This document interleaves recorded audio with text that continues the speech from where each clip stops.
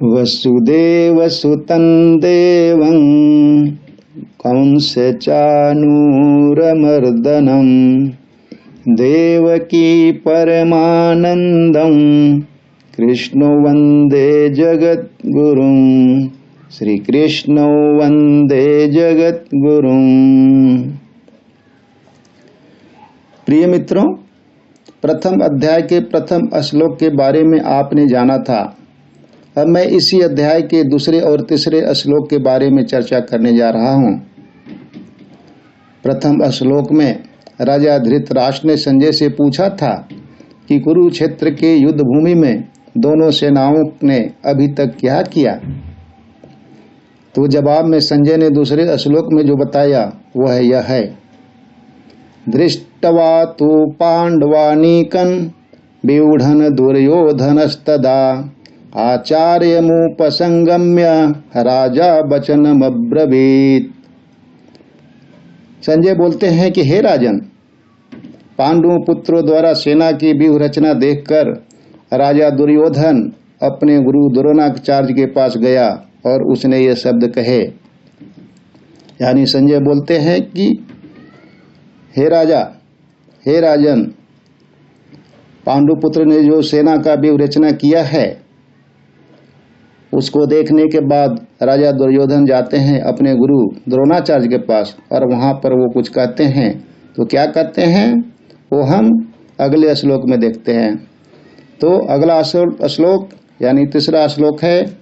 पश्यैताम पांडुपुत्राणाम आचार्य महतिम चमूम व्यूढ़ाम द्रुपद पुत्रेण तव शिष्येन धीमता। तो हम देखते हैं कि दुर्योधन अपने आचार्य के पास यानी गुरु द्रोणाचार्य के पास उससे रणभूमि में जाता है और उनसे कुछ बात करता है। तो क्या बोलता है कि पांडु पुत्रों की विशाल सेना को देखिए हे गुरु, यानी हे गुरु द्रोणाचार्य, पांडु पुत्रों की जो विशाल सेना है उसको देखिए, जिसे आपके बुद्धिमान शिष्य द्रुपद के पुत्र ने इतने कौशल से व्यवस्थित किया है। मित्रों, द्रुपद के बारे में आपको पता होगा, ये द्रौपदी के पिता थे एवं अर्जुन के ससुर थे। तो परम राजनीतिक दुर्योधन महान ब्राह्मण सेनापति द्रोणाचार्य के दोषों को इंगित करना चाहता था। अर्जुन की पत्नी द्रौपदी के पिता राजा द्रुपद के साथ द्रोणाचार्य का कुछ राजनीतिक झगड़ा था। इस झगड़े के फलस्वरूप द्रुपद ने एक महान यज्ञ संपन्न किया था, जिससे उसे एक ऐसा पुत्र प्राप्त होने का वरदान मिला था जो द्रोणाचार्य का वध कर सके। द्रोणाचार्य इसे भली भांति जानता था, किंतु जब द्रुपद का पुत्र धृष्टद्युम्न युद्ध शिक्षा के लिए उसको सौंपा गया तो द्रोणाचार्य को उसे अपने सारे सैनिक रहस्य प्रदान करने पड़े। अब धृष्टद्युम्न कुरुक्षेत्र की युद्ध भूमि में पांडवों का पक्ष ले रहा था और उसने द्रोणाचार्य से जो कला सीखी थी उसी के आधार पर उसने यह व्यूह रचना की थी।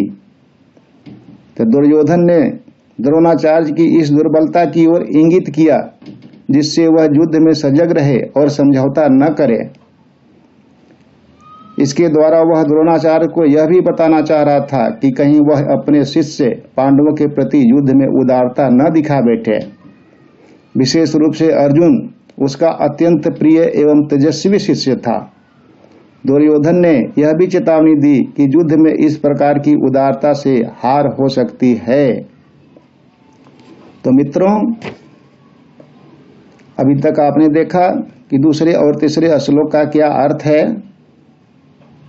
तो यह संजय के द्वारा धृतराष्ट्र को बताया गया उत्तर में लिखा गया है।